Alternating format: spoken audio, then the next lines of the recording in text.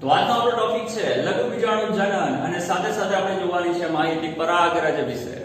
કાલે મેં તમને કીધું કે લઘુ બીજાણુ અને પરાગરજ બંને એક જ છે. તો ફરક શું છે આ બે નામમાં? લઘુ બીજાણુ આપણે તેને ત્યારે કહેતા હોઈએ છીએ જ્યારે તે લઘુ બીજાણુ ધાનીની અંદર કોષોના સમૂહમાં હોય ત્યારે આપણે તે દરેક કોષોને લઘુ બીજાણુ કહીશું. પણ જ્યારે તે લઘુ બીજાણુ પરિપક્વ થઈ જશે ત્યારે આપણે તેને પરાગરજ તરીકે ઓળખીશું. ઓકે, આપણે ધીમે ધીમે આપણે બધી વસ્તુ જોઈશું. સૌથી પહેલા જે આપણો ટોપિક છે આજનો આ લેક્ચરનો તે છે લઘુ બીજાણુ જનન. હેડિંગ મારી દઈશું લઘુ બીજાણુ જનન. ઓકે, લઘુ બીજાણુ જનનમાં શું થાય બહુ ધ્યાનથી સાંભળજો. જ્યારે પણ આપણે લઘુ બીજાણુ ધાની યાદ કરો, કાલે મેં તમને કીધું લઘુ બીજાણુ ધાની વિશેની માહિતી આપેલી. તો જ્યારે પણ લઘુ બીજાણુ ધાની એવું કહેવાય છે, પહેલી વસ્તુ મને સાઈડ ઉપર મૂકો. એવું કહેવાય છે કે જ્યારે પરાગાશય જ્યારે તમારું પરાગાશય તરુણ બને. શું બને? તરુણ બને. જ્યારે પરાગાશય તરુણ બને ત્યારે એ પરાગાશયની અંદર સમજાત કોષોનો સમૂહ સર્જાય છે. જ્યારે પણ તમારું પરાગાશય તરુણ બને ત્યારે તેની અંદર સમજાત કોષોનો સમૂહ સર્જાય છે અને એ સમજાત કોષોનો જે સમૂહ છે એ સમૂહને આપણે નામ આપીશું બીજાણુ જનક પેશી. ઓકે, તો જ્યારે પરાગાશય તરુણ અવસ્થામાં હોય ત્યારે તેમાં સમજાત કોષોનો સમૂહ બનશે અને એ સમજાત કોષોનો સમૂહ એને આપણે નામ આપીશું બીજાણુ જનક પેશી. બીજાણુ જનક પેશીમાં કોણ હોય તો કે સમજાત કોષ. કોણ હોય તો કે સમજાત કોષ. અને એક વસ્તુ ખાસ યાદ રાખજો, હું આને પણ પૂછી નાખીશ. એક વસ્તુ ખાસ યાદ રાખજો, આ જે સમજાત કોષો જે છે, જે સમજાત કોષોનો જે સમૂહ છે એને આપણે કીધી બીજાણુ જનક પેશી. એ બીજાણુ જનક પેશીના જે સમજાત કોષ છે એ સમજાત કોષ આગળ જઈને, ક્યાં જઈને? આગળ જઈને જેમ જેમ સમય પસાર થશે તેમ તેમ તે લોકો એક્ટિવ થશે, તે લોકો વૃદ્ધિ અને વિકાસ પામશે અને જ્યારે તે લોકો સક્ષમ થઈ જશે ત્યારે એ સમજાત કોષ અર્ધીકરણમાંથી પસાર થશે. અર્ધીકરણ. શેમાંથી? અર્ધીકરણ. અને જ્યારે એ સમજાત કોષ અર્ધીકરણમાંથી પસાર થશે તો 4 કોષોનો બનેલો એક સમૂહ પેદા કરશે. શું પેદા કરશે? 4 કોષોનો બનેલો એક સમૂહ. અને 4 કોષોનો બનેલો આ જે સમૂહ એને આપણે નામ આપીશું લઘુ બીજાણુ ચતુષ્ક. આને આપણે નામ આપીશું લઘુ બીજાણુ ચતુષ્ક. લઘુ બીજાણુ ચતુષ્ક. ચતુષ્ક એટલે કે 4 અને 4 કોણ? તો કે લઘુ બીજાણુ.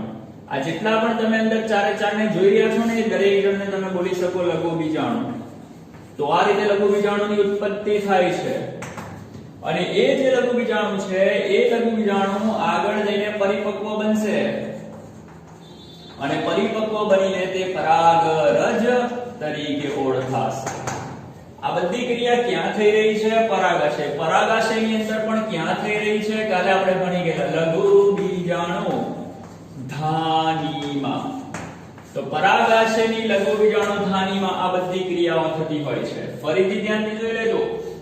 જ્યારે તમારું પરાગાશય તરુણ બને ત્યારે લઘુ બીજાણુ ધાનીની અંદર સમજાત કોષોનો એક સમૂહ પેદા થાય છે. એ સમજાત કોષોનો સમૂહ એટલે આપણી કઈ પેશી? બીજાણુ જનક પેશી. બીજાણુ જનક પેશીના જે સમજાત કોષ છે એ પોતાનું અર્ધીકરણ કરશે. અર્ધીકરણ થશે જેનાથી લઘુ બીજાણુ ચતુષ્ક બનશે.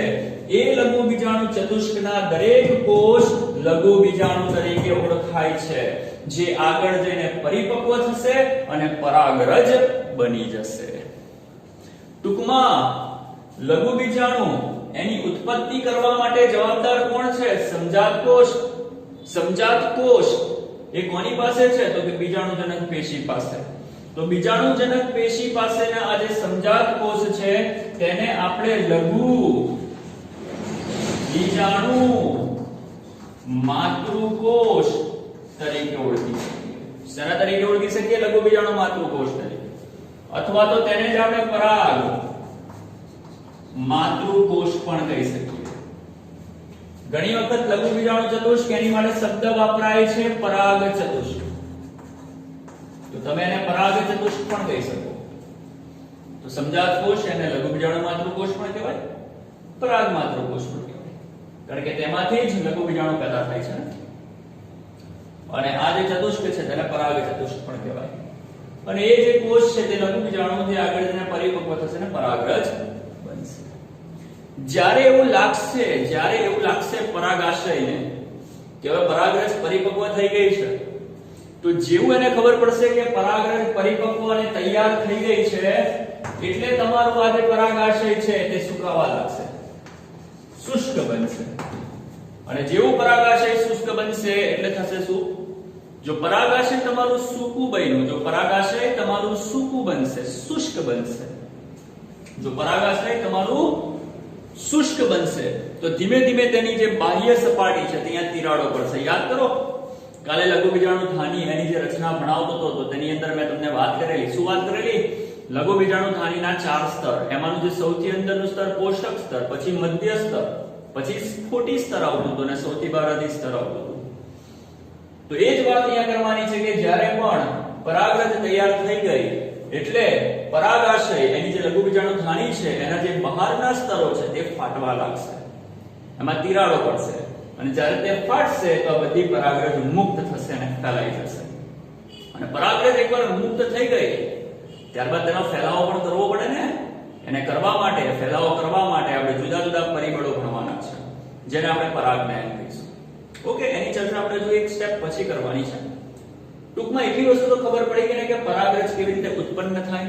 તો આ જે ટોપિક તમે અહીંયા જોઈ રહ્યા છો એમાં મેં તમને પરાગરજ કેવી રીતે ઉત્પન્ન થાય તેના વિશેની માહિતી આપી, જેને આપણે લઘુ બીજાણુ જનન કહીએ છીએ. લઘુ બીજાણુ એટલે કે પરાગરજ, જનન એટલે કે ઉત્પત્તિ. તો આપણે આ જે ટોપિક જોયો તે લઘુ બીજાણુ જનન છે અથવા તો પરાગરજની ઉત્પત્તિ છે. તે એકવાર આને ચેક કરી લો ફટાફટ, પછી પરાગરજ વિશે માહિતી આપું. ઓકે, તો હવે નેક્સ્ટ જે પોઈન્ટ છે તેની અંદર આપણે ચર્ચા કરીશું પરાગરજ વિશેની. મેં તમને કીધું તે રીતે. તો પહેલો મુદ્દો આપણે પરાગરજ વિશે યાદ રાખવાનો છે તે છે પરાગરજ નર જન્યુજનક અવસ્થાને પ્રેઝન્ટ કરે છે. કોને પ્રેઝન્ટ કરે છે? નર જન્યુજનક અવસ્થાને પ્રેઝન્ટ કરે છે. બીજી વસ્તુ, જ્યારે પણ તમારું પરાગાશય પરિપક્વ થાય ત્યારે તે ફાટે છે. ફાટે તો કોને મુક્ત કરે છે? પરાગરજને મુક્ત કરે છે. મુક્ત થતી પરાગરજ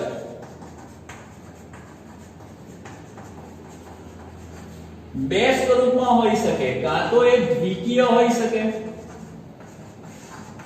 કાં તો એ ત્રિકીય હોઈ શકે. સવાલ એ છે કે આ શું છે યાર? એ તો ખબર પડી કે ભાઈ પરાગરજ મુક્ત થાય, પણ સવાલ એ છે કે પરાગરજ દ્વિકીય હોય, ત્રિકીય હોય, આ બધી વસ્તુ છે શું? એની જે ચર્ચા આપણે આ વિડિયોમાં કરવાની છે. આપણે એક વસ્તુ બોલીએ છીએ કે પરાગરજ એમને મુક્ત ના થાય. પરાગરજ ત્યારે જ મુક્ત થાય જ્યારે તમારી પરાગરજ પરિપક્વ થાય. પરિપક્વ પરાગરજનો મતલબ શું થાય? પરિપક્વ પરાગરજનો મતલબ શું થાય? પરિપક્વ પરાગરજનો મતલબ એમ થાય કે પરાગરજની અંદરનો જે કોષ રસ છે એ સૌપ્રથમ પરાગરજની અંદરનો જે કોષ રસ છે એ સૌપ્રથમ અસમ વિભાજન પામીને બે કોષ ઉત્પન્ન કરશે. એમાંનો એક કોષ મોટો હશે અને એક નાનો હશે. ધ્યાન રાખજો. માની લો કે આજે તમારી પરાગરજ છે એનો કોષ રસ છે. સૌથી પહેલા તે અસમ વિભાજન પામશે. અસમ વિભાજન પામવાથી તે શું ઉત્પન્ન કરશે? બે કોષ ઉત્પન્ન કરશે. એમાંનો જે એક કોષ હશે તે મોટો હશે અને બીજો જે કોષ છે તે નાનો હશે. જે મોટો કોષ છે તેને આપણે નામ આપીશું વાનસ્પતિક કોષ, અને જે નાનો કોષ છે તેને આપણે નામ આપીશું જનન કોષ. હવે બહુ ધ્યાનથી સાંભળજો. આ જે અવસ્થા છે ને તે એક્ઝેક્ટ આવી નથી. એમાં હોય શું? આજે માની લો કે આ તમારી પરાગરજ છે, પરાગરજનો કોષ રસ. એમાંથી આજે હું બનાવું છું એ વાનસ્પતિક કોષ છે. ધ્યાનથી જોઈ લેજો, બહુ સમજી લેજો કમ્પ્લીટ.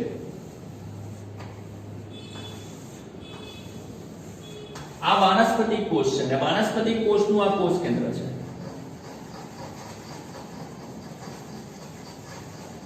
ઓકે, તો સૌથી પહેલા અસમ વિભાજન થાય તો કોણ બને? વાનસ્પતિક કોષ બને. સાથે સાથે એમાંથી આપણે બનાવવાની જે કોશિશ કરીશું એ બનાવીશું આપણે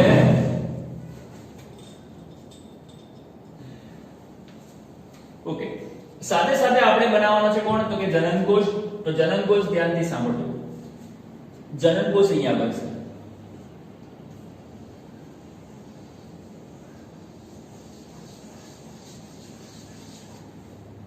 આ જનન કોષ અને આ જનન કોષનું કોષ કેન્દ્ર. તો આ રીતે બે કોષ પેદા થાય છે. એમાંનો જે મોટો કોષ છે તે વાનસ્પતિક કોષ. આ મોટો કોષ એને આપણે નામ આપીશું વાનસ્પતિક કોષ. અને નાનો કોષ એ તમારો થઈ ગયો જનન કોષ.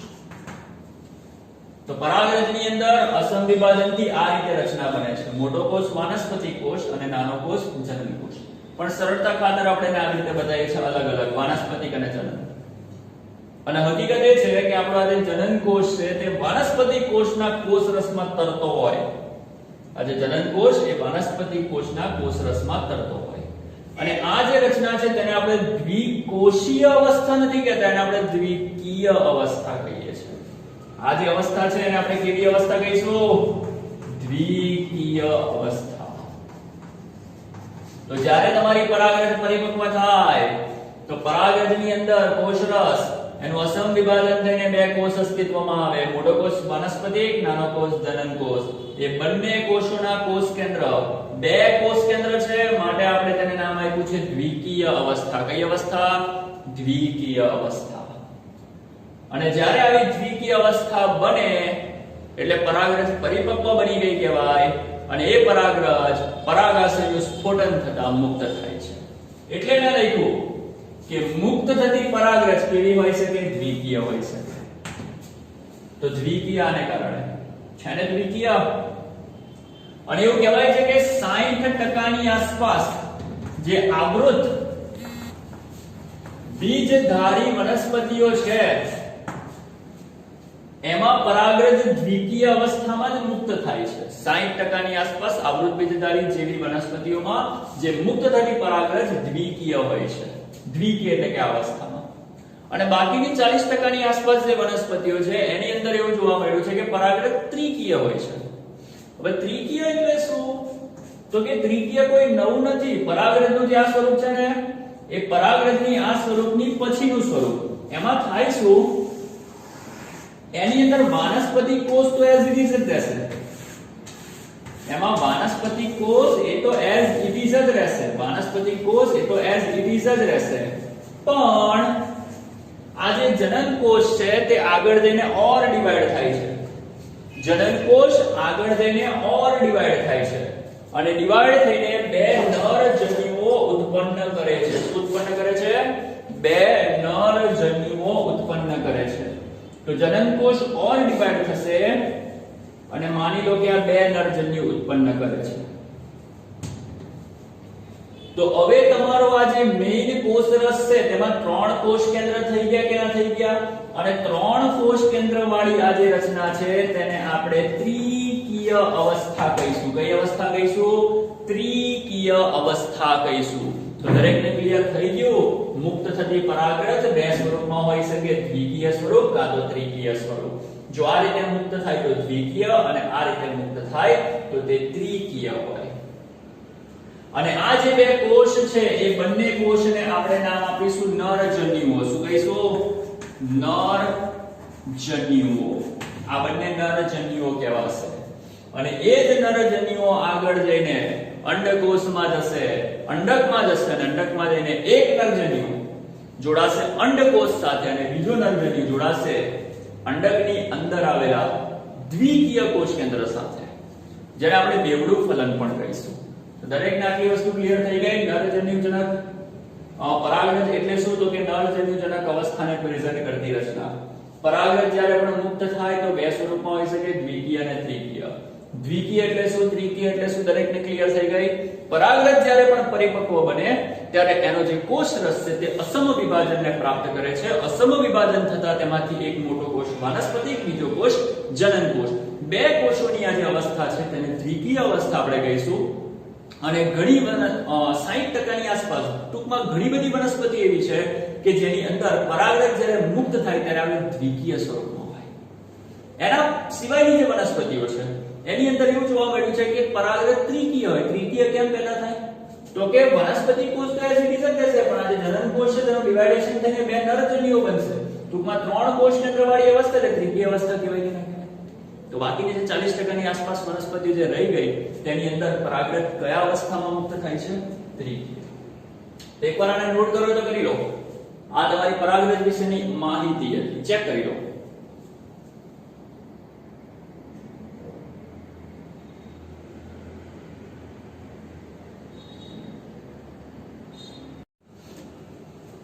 તો આજના વિડિયો લેક્ચરની અંદર આપણે વાત કરી કોના વિશે? તો કે આપણે વાત કરી લઘુબીજાણુ જનન અને પરાગરજ વિશે. સાથે સાથે તમારી NCERT ની અંદર થોડી પરાગરજ વિશેની માહિતી પણ આપેલી છે અને તમે દરેક જણ ચેક કરજો. જેમાં એવું કહે છે કે આપણી જે પરાગરજ છે એને કારણે ઘણી વખત એલર્જી અને શ્વાસ વાહિકાઓની યાતના વગેરે પણ થઈ શકે છે. એલર્જી એનાથી થઈ શકે, કેટલા લોકોને આપણી પરાગરજની એલર્જી પણ હોય છે, તમને લોકોને ખબર હશે. એનાથી શ્વસન સંબંધિત રોગો જેવા કે અસ્થમા, બ્રોન્કાઇટિસ વગેરે થવાની સંભાવના છે. તો એના વિશેની થોડી ઘણી માહિતી તમને તમારી NCERT ની ટેક્સ્ટબુકમાં આપેલી છે. એકવાર એના વિશે નજર મારી લેજો. અને આજનો આ જે ટોપિક છે તેને કમ્પ્લીટ એકવાર તૈયાર NCERT માંથી કરી લેજો. સાથે સાથે એવું કહેવાય છે કે આ જે પરાગરજ છે તેની જીવિતતા પણ હોય. જીવિતતાનો મતલબ શું? કે જ્યારે પરાગાશયમાંથી પરાગરજ મુક્ત થાય તો મુક્ત થઈને ચોક્કસ સમયગાળા સુધી જીવિત હોય, ચોક્કસ સમયગાળા સુધી એક્ટિવ હોય, ત્યારબાદ તે મૃત થઈ જાય છે. હોય ખરી, પણ તેનો કોઈ ફાયદો નહીં. એક્ઝામ્પલ તરીકે તમને ઘઉં અને ચોખા જેવા ધાન્યની વાત કરું તો એવું કહેવાય છે કે તે લોકોની પરાગરજ ફક્ત 30 મિનિટ માટે જ એક્ટિવ હોય. મતલબ કે પરાગાશય ફાટે, પરાગરજ નીકળે તો નીકળ્યા બાદ 30 મિનિટ સુધી એક્ટિવ હોય. જો એ 30 મિનિટની અંદર જો એ પરાગરજ કોઈ અન્ય પુષ્પ પર જતી રહે અને સ્ત્રી કેસર પર બેસી જાય અને ફલન થવાની શરૂઆત થઈ જાય તો બરાબર છે, તો ફલન થશે, તો આગળ પ્રક્રિયાઓ થશે.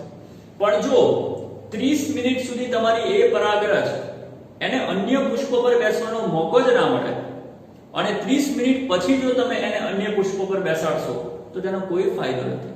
કારણ કે હવે 30 મિનિટ બાદ તે કેવી થઈ ગઈ છે? ઇનએક્ટિવ થઈ ગઈ છે. મતલબ કે હવે તે કોઈ કામની રહી નથી. તો દરેક પરાગરજને પોતપોતાની જીવિતતા હોય છે. કેટલાક કુળ છે જેમ કે સોલેનેસી કુળની વાત કરો તો એની અંદર પરાગરજ કેટલાક મહિનાઓ સુધી પણ જીવિત રહે છે. એટલે જરૂરી નથી કે દરેક પરાગરજને 30 મિનિટની અવધિ હોય. જુદી જુદી પરાગરજ, જુદી જુદી વનસ્પતિઓ છે તેની પરાગરજની અવધિઓ જુદી જુદી હોય છે. NCERT ની અંદર એવું બોલવામાં આવે છે કે જે સોલેનેસી કુળ છે, ત્યારબાદ રોઝેસી કુળ અને લેગ્યુમિનેસી કુળ, એની અંદર જે પરાગરજ છે તેની જીવિતતા કેટલાક મહિનાઓ સુધી રહેતી હોય છે. તો આને કહેવાય પરાગરજની જીવિતતા. ક્લિયર? સિમ્પલ છે એકદમ, યાદ રાખવાનું છે અમુક વસ્તુ. સાથે સાથે બીજી એક વસ્તુ તમને NCERT માં આપેલી છે, પરાગરજની નીપજો. પરાગરજ પોષક તત્વોથી સમૃદ્ધ હોય છે, યાદ રાખજો. અને હાલના વર્ષોમાં પરાગરજની જે ગોળીઓ છે તેને ટેબ્લેટ્સ તરીકે પૂરક આહારમાં ઉપયોગમાં લેવાય છે. ખાસ કરીને આપણા પશ્ચિમી દેશોમાં મોટા પ્રમાણમાં પરાગરજની પેદાશો અને ગોળીઓ સિરપ સ્વરૂપે બજારમાં વેચાતી હોય છે પશ્ચિમી દેશોમાં. અને પરાગરજનો વપરાશ કરવાથી રમતવીરો અને રેસમાં ભાગ લેનાર ઘોડાઓના દેખાવમાં શું થાય છે? તો કે વધારો થાય છે. તો આટલા મુદ્દાઓને તમારે યાદ રાખવાના છે. બીજી એક માહિતી NCERT માં બહુ મસ્ત આપેલી છે, તે છે મોટી સંખ્યાની જાતિઓની પરાગરજને પ્રવાહી નાઇટ્રોજનમાં -196 ડિગ્રી સેલ્સિયસ પર સંગ્રહિત પણ કરાય છે. -196 ડિગ્રી સેલ્સિયસ પર પ્રવાહી નાઇટ્રોજનમાં મોટા ભાગના જે વનસ્પતિઓ છે તેની પરાગરજને આપણે સંગ્રહિત કરતા હોઈએ છીએ. અને આ પરાગરજનો ઉપયોગ આપણે ભવિષ્યમાં કરી શકીએ છીએ. એને આપણે પરાગનિધિ કહેવાય.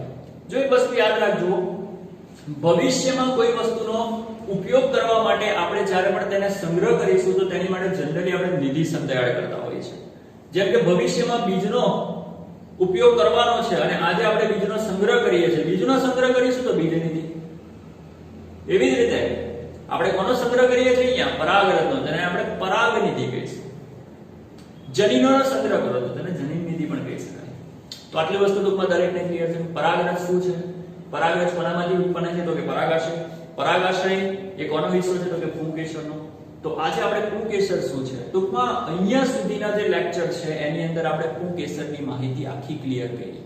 2 લેક્ચર આપણા થયા, જેમાં મેં પુંકેસર, લઘુ બીજાણુજનન, પરાગરજ એના વિશેની જે માહિતી છે એ આપી. તો એકવાર દરેક જણ આટલા ટોપિકને તૈયાર કરી લેજો. જે પણ એ નોટ કરવું છે તો વિડીયોને પોઝ કરો, પાછળ રિવર્સ કરો અને એકવાર કમ્પ્લીટ જોઈ લો. Okay, thank you.